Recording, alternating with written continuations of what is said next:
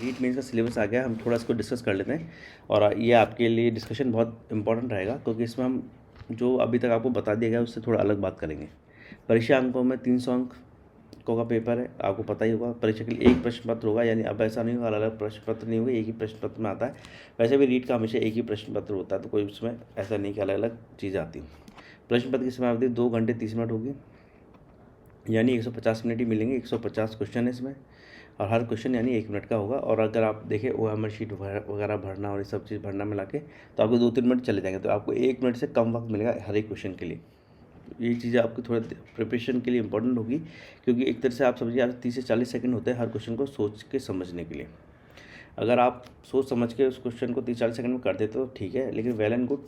Otherwise क्या होता है कि अगर आपको कोई क्वेश्चन नहीं आ रहा तो उसको फटाफट उसको छोड़िए और आगे बढ़िए।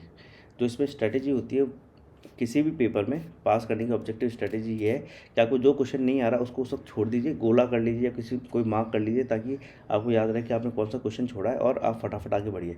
तो सबसे पहले इंपॉर्टेंट चीज़ होती है वो ये थी कि हम मैक्सिमम क्वेश्चन जो हमें आते हैं वो अटेम्प्ट कर लीजिए, क्योंकि हमें जो क्वेश्चन आता है वो लगभग 20 से 30 सेकंड के अंदर आ जाता है, और हम उसको गोला करके 10 से 15 सेकंड में कर देते हैं, यानी कुल मिलाकर 30 से 40 सेकंड या 40 सेकंड तक का हमें टाइम मिलता है।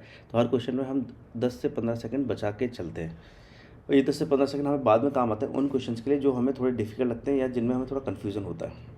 150 में से देखिए, अगर पेपर बहुत ईजी रहा तो आप 150 क्वेश्चन अटैम्प्ट कर सकते हैं, अदरवाइज 150 क्वेश्चन अटैम्प्ट नहीं किया सकते, थोड़ा डिफिकल्टी रहता है।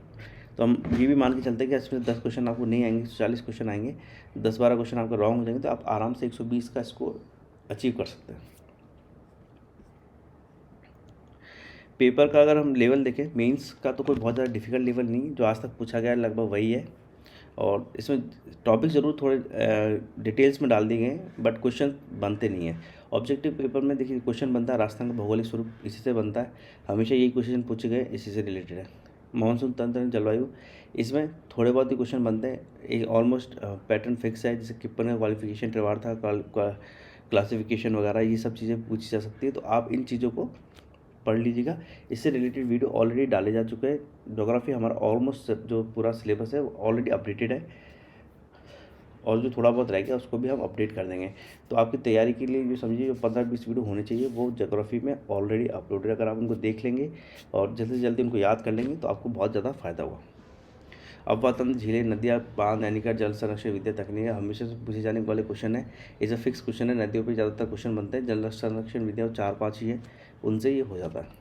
राजस्थान की वन संपदा फिक्स है, कुछ बहुत ज़्यादा नहीं है, थोड़ा बहुत ही क्वेश्चन है कौन सी जगह कौन सा बनता है। जैसे पश्चिमी राजस्थान में तो कुछ खास है भी नहीं वन संपदा, ये जो भी है ईस्टर्न और सदर्न राजस्थान के अंदर ही है।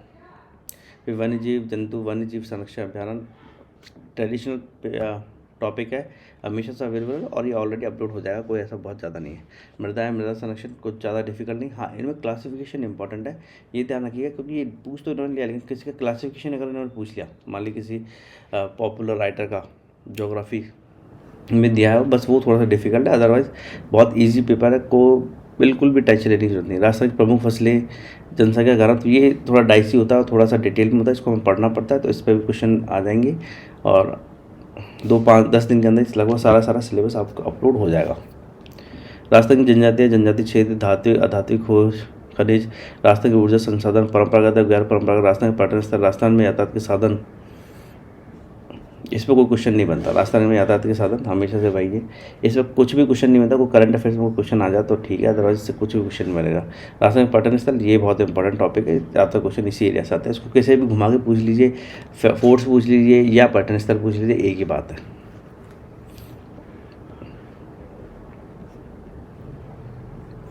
इतिहास एवं संस्कृति, राजस्थान की प्राचीन सभ्यताएं परमानेंट है हिस्ट्री के अंदर, कोई सी भी किताब आप ले लीजिएगा, कुछ भी फ़र्क नहीं पड़ता कि आप इसकी गाइड लें उसकी गाइड लें, क्वेश्चन लगभग सेम होता है। सारे क्वेश्चन सारी किताबों में वो उनके आंसर मिल जाता है, कोई एक आध क्वेश्चन ऊपर नीचे होता है, वो आप पता नहीं कर सकते। उसके लिए 4 किताबें पढ़ने का कोई मतलब नहीं होता। हमेशा ज़्यादा से ज़्यादा किसी भी सब्जेक्ट की 2 किताबों से ज़्यादा नहीं पढ़नी, कोशिश कीजिए एक अच्छी सी किताब ले लीजिए। लक्ष्य बहुत है, मैंने अपने एक्सपीरियंस में देखा है, लक्ष्य इज़ मोर देन सफिशिएंट। कोई आप एक और पढ़ना चाहे तो पढ़ लीजिए, 2 किताबें बहुत है जीके के लिए, इससे ज़्यादा इस पर एम्फेसिस देने की जरूरत नहीं। इन 2 को पढ़ के ही आपका क्लियर हो जाएगा। जो चीज़ आपके लिए इम्पोर्टेंट है समझाने के लिए वो हम आपके लिए बना देंगे वीडियोस अलग से, और ऑलरेडी बना चुके हैं, तो समझाने का पैटर्न उस पर चल ही रहा है और याद आपको करना है। बुक देखिए इसलिए इंपॉर्टेंट होती है, या तो आप नोट्स लिख लीजिए जो हम वीडियो बता रहे हैं उसके आप नोट्स लिख लेंगे तो that is well and good. अगर नोट्स नहीं लिखते तब थोड़ा प्रॉब्लम होती है। नोट्स लिखने का जो फ़ायदा होता है वो ये होता है कि जब आप पहली बार पढ़ते हैं चीज़ों को तो थोड़ा लंबा टाइम लगता है, लेकिन ओवर ए पीरियड आपको टाइम कम लगने लगता है, तो आप क्या नोट्स से डायरेक्ट देख सकते हैं, और कोई चीज़ नहीं समझ आ रही तो आप वीडियो में जाकर देख सकते हैं। अदरवाइज आप नोट्स से क्या है 80% टाइम आपका आगे जो रिवीजन होता है उसमें बचा सकते हैं। राजस्थान की महत्वपूर्ण ऐतिहासिक घटनाएं, प्रमुख राजवंश, उनके प्रशासनिक व्यवस्था परमानेंट टॉपिक है, कोई सा भी एग्जाम देख लीजिए राजस्थान में हमेशा ये टॉपिक मिलते हैं। साहित्य कला, किले, स्मारक, बावड़ियाँ, हवेली। अब देखिए इसमें हिस्ट्री में ये पूछ लिया राजस्थान की स्थापत्य कला, किले, स्मारक, बावड़ी, हवेलियाँ, और यहाँ पर राजस्थान के पर्यटन स्थल है, उसमें क्या अंतर है बताइए? कुछ भी अंतर नहीं, सब वही है सेम। पर्यटन स्थल थोड़ा सा उसमें और चीज़ आती है, लेक्स, हिल्स आ जाते हैं, तो यहाँ हो गया मतलब जैसे ये नदियाँ, झीलें, इस तरह से आगे। तो ये सब पर्यटन स्थल क्वेश्चन तो आप देखेंगे तो जुड़े हुए हैं, टॉपिक ऑलमोस्ट जुड़े हुए हैं और पुराने ही हैं। राजस्थान के मेले, त्यौहार, लोक कला, लोकगीत, लोकनाट्य, लोक नृत्य हमेशा से रहा। राजस्थान की संस्कृति, परंपरा, विरासत हमेशा से रहे।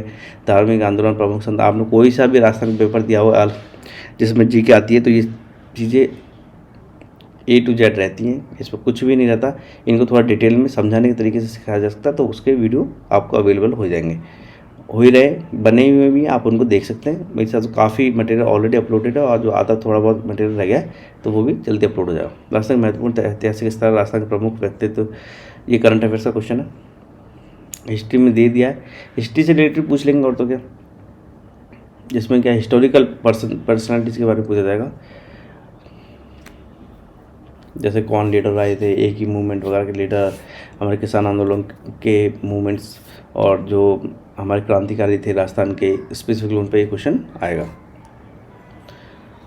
फिर राणा सांगा, ये सब जो हमारे हिस्टोरिकली इंपॉर्टेंट रहे लोग, उन सब के आपको इसमें क्वेश्चन देखने को मिलेंगे। राजस्थान की व्यवस्था आभूषण पिक्चर, राजस्थान चित्रकला, हस्तशिल्प हमेशा से रहा है, कुछ भी डिफिकल्ट नहीं। 1857 क्रांति में राजस्थान का योगदान, राजस्थान जनजातीय और किसान आंदोलन, ये देखेंगे तो आपको एक क्वेश्चन जो टॉपिक्स होते हैं ना वो इंटर रिलेटेड होता है, ऐसा बहुत ज़्यादा नहीं बदलता। जैसे प्रमुख व्यक्तित्व हो गए 1857 की क्रांति के, राजस्थान का योगदान, इसमें व्यक्तित्व का ही योगदान, जो व्यक्ति रहे उन्हीं का योगदान है, तो आप उसको चाहे यहाँ पूछ लीजिए चाहे यहाँ पूछ लीजिए, इससे कोई फ़र्क नहीं पड़ता, कोई बहुत ज़्यादा डिफ्रेंशिएशन नहीं करता।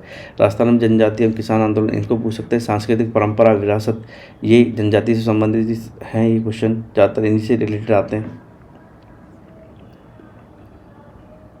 प्रजामंडल, राजस्थान का एकीकरण परमानेंट टॉपिक है, एक क्वेश्चन बनता ही बनता है।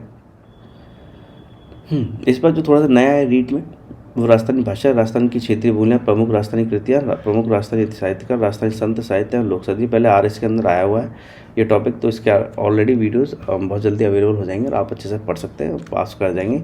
इसमें बहुत ज़्यादा क्वेश्चन बनेंगे नहीं, अगर आप देखा जाए तो इसका देखिए मार्किंग का जो है इसमें 80 मार्क्स है, तो इसमें भूगोल है, हिस्ट्री है और ये राजस्थानी भाषा है, तो जहाँ तक मुझे लगता है ये 10 नंबर की रहेगी, बाकी 30-40 नंबर्स का या तो हिस्ट्री रहेगी, हिस्ट्री सबसे ज़्यादा रहती है, तो मैं मान के चल रहा हूँ कि 40 नंबर्स की हिस्ट्री रहेगी, 30 नंबर्स की ज्योग्राफी रहेगी। ज्योग्राफी में बहुत ज़्यादा बड़ा टॉपिक नहीं दिया और इतने क्वेश्चन बनेंगे भी नहीं, 15 क्वेश्चन, मतलब इसमें ऐसे अच्छे क्वेश्चन बनाना थोड़ा सा मुश्किल है, 15 से ज़्यादा तो इसी में से रहेगा, और 10 नंबर के क्वेश्चन इसमें बन जाएंगे।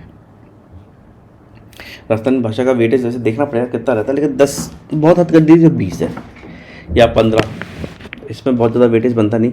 अगर हम बात करें कि हर एक टॉपिक में एक क्वेश्चन आएगा तो 4 ही क्वेश्चन बनेंगे, 8 ही नंबर का आएगा, फिर भी हम मान रहे हैं कि एक क्वेश्चन ज़्यादा आ सकता है। फिर राजस्थान का सामान्य ज्ञान, शैक्षिक परिदृश्य, निःशुल्क अनिवार्य बाल, इसके 50 नंबर आएंगे। अधिकार अधिनियम, समय, ये एजुकेशन रिपोर्ट जुड़ा ही ज़्यादा है, जो स्कूल्स वगैरह में पढ़ाया जाता है, तो ये डायरेक्टली जब आप भी बच्चों को पढ़ा रहे होंगे तो ये चीज़ें पढ़ा रहे होंगे। फिर राजस्थान के प्रतीक चिन्ह, राजस्थान में राज्य सरकार की फ्लैगशिप योजना है, राजस्थान के प्रमुख अनुसंधान केंद्र, राजस्थान के प्रमुख धार्मिक स्थल, राजस्थान के प्रमुख खिलाड़ी, इसमें तो अभी कॉमनवेल्थ के खिलाड़ियों को आप लिस्ट पे याद कर लीजिएगा, ज़्यादातर क्वेश्चन इसी में से आएंगे, कोई एक आधे दो से रहेगा, अदरवाइज मेन कॉमनवेल्थ लिस्ट ही है। राजस्थान के प्रसिद्ध नगर स्थल इत्यादि, राजस्थान के प्रमुख उद्योग, राजस्थान की राजनीति एवं प्रशासनिक व्यवस्था, राजस्थान में जन कल्याणकारी योजनाएं, सारा करंट अफेयर राजस्थान का।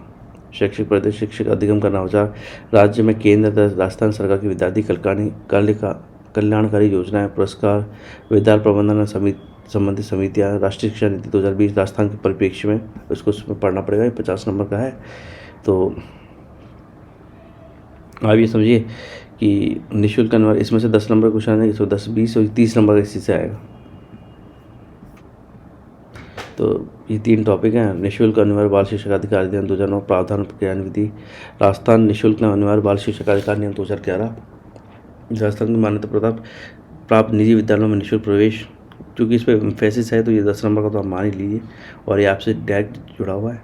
तो अच्छा, इसमें से अच्छे क्वेश्चन बनाए जा सकते हैं। सिर्फ सामयिक विषय, राजस्थान की समसामयिक घटनाएं, राज्य की अभिनव विकास योजनाएं और क्रियान्विति, अन्य समसामयिक विषय। अब इससे क्या हुआ है, इन्होंने थोड़ा सा इसको जो टॉपिक है उसको लेंथी बना दिया है। अन्य समसामयिक विषय, यानी इसमें भी ज़्यादातर क्वेश्चन जो होंगे वो राजस्थान से रिलेटेड ही होंगे। इंडिया से रिलेटेड कुछ खास क्वेश्चन इसमें पूछे नहीं जाएंगे। एक मुझे कॉमनवेल्थ वगैरह का लगता है इसमें आ सकता है, क्योंकि राजस्थान का वहाँ से जुड़ा हुआ है, इंडिया का भी वहाँ से जुड़ा हुआ है। और हम मान भी रहे तो कोई करंट अफेयर से आप क्वेश्चन मिलेंगे तो 2 क्वेश्चन आपको जानने को मिलेंगे, इससे ज़्यादा नहीं। संबंधित विद्यालय विषय का क्या, अब आप जो पढ़ रहे हैं सबसे बड़ा टॉपिक 120 नंबर का, जिसमें से आपको कम से कम 80 से 90 नंबर के लिए जाना चाहिए, और लाए भी जा सकते हैं। क्योंकि नेगेटिव है तो थोड़ा 120 में से 120 लाना तो मुश्किल है, अनलेस अनटिल पेपर ही लीक हो जाए, जैसे पिछली बार की तरह हुआ था। लोग 145 146 ले आए थे। मैंने जब वो सुना था तभी मुझे लगा था कि ये इतनी ईमानदारी से तो नहीं आ सकते जितना लोग कहते हैं। संबंधित विद्यालय का विषय ज्ञान, फिर आप ये देख सकते हैं इंग्लिश, अगर आप इंग्लिश के विद्यार्थी तो आप ये टॉपिक्स पढ़ सकते हैं इन चीज़ों में। अब इनसे हम खास तौर से देख लेते हैं, जिस पर हम आपके लिए लेकर आएंगे, वो है सामाजिक अध्ययन। सामाजिक अध्ययन का जो पार्ट है, पहले विज्ञान में देख लेते हैं, विज्ञान भी अच्छा पार्ट है, परमाणु, मोल, ये सब रहेगा। सामाजिक अध्ययन जिस पर हम मेनली टॉपिक बनाएंगे, तो ये सामाजिक अध्ययन लगभग आपका हमारे जो वीडियोज़ हैं उसमें भी कवर हो जाएगा। और वैसे आपने पढ़ भी रखा होगा फर्स्ट ग्रेड वगैरह में। इसमें जो क्वेश्चन आ सकता है वो करंट अफेयर से भी आ सकता है, जैसे भारतीय अर्थव्यवस्था के सवाल जो है करंट अफेयर्स के, लोकतांत्रिक प्रक्रिया पूरा करंट अफेयर्स है, ग्रामीण नगरीय 73-74 संविधान, पॉलिटी, तो इस तरह के क्वेश्चन। मुद्रा बैंकिंग, इसमें मुद्रा बैंकिंग में हमेशा करंट अफेयर्स के क्वेश्चन नहीं बनते हैं, रेपो रेट वगैरह फिक्स है, इसमें बहुत ज़्यादा नहीं घुमाया जाता। क्योंकि अगर इसमें घुमाना चाहेंगे तो इतने डिफिकल्ट क्वेश्चन आ जाएंगे कि आप इकोनॉमिक्स के स्टूडेंट हो तो ही कर सकते हैं, अदरवाइज नहीं कर पाएंगे। उपभोक्ता का अधिकार, ये सब। शैक्षणिक रीति विज्ञान 20 नंबर का ये है। इसमें भी हिंदी से रिलेटेड क्वेश्चन है, इंग्लिश से रिलेटेड क्वेश्चन है। तो जो भी स्टूडेंट जो चूज़ करेगा, चाहे हिंदी चूज़ कर ले, चाहे इंग्लिश चूज़ कर ले, चाहे संस्कृत, तो इस तरीके से क्वेश्चन उसको अटेम्प्ट करना है।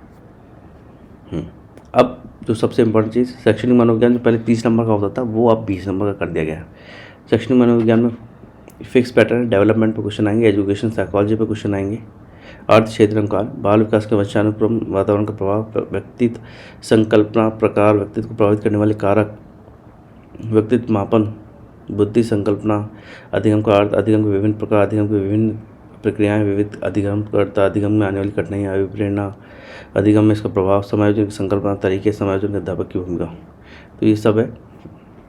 मैं अब पहले साइकोलॉजी जस्ट एलेबोरेटिव वे में पढ़ा रहे थे, अब हम पहले कोशिश करेंगे कि आपको जो साइकोलॉजी पढ़ाई जाए उसमें ये सारे टॉपिक ज़्यादा क्लियर हो जाए, ताकि आपकी प्रिपरेशन अच्छी हो सके। हाँ, इसमें एक जो नया टॉपिक जोड़ा गया है वो 10 नंबर का, सूचना प्रौद्योगिकी के आधार, सूचना प्रौद्योगिकी उपकरण, कंप्यूटर बेस्ड है, information technology, 5G 2G 4G वगैरह क्या होते हैं, किस तरह के टूल्स होते हैं, वेवलेंथ, बैंडविड्थ वगैरह, कंप्यूटर के पार्ट्स जो होते हैं, हार्ड डिस्क वगैरह कौन सी क्या होती है, तो ये सब इसमें रहेगा। थोड़ा सा नया भी है, किस तरह के क्वेश्चन पूछ जाएंगे, तो उसके लिए हम टॉपिक बना लेंगे। कोई बहुत ज़्यादा मतलब मुझे नहीं लगता बहुत ज़्यादा डिफिकल्ट हुआ है, जैसे कि हमारा शुरुआत से एक टारगेट रहा था कि 120 नंबर का स्कोर हो जाए 150 में से, तो लगभग ठीक है, 120 नंबर हम आराम से ला सकते हैं, जो नया सिलेबस उसको देख के लगता है। एंड थैंक यू, आपकी अच्छी प्रिपरेशन रहे, और हम जल्दी से जल्दी इसके टॉपिक बनाएंगे। और सबसे पहले जो शुरुआत करेंगे सूचना तकनीकी पर करेंगे।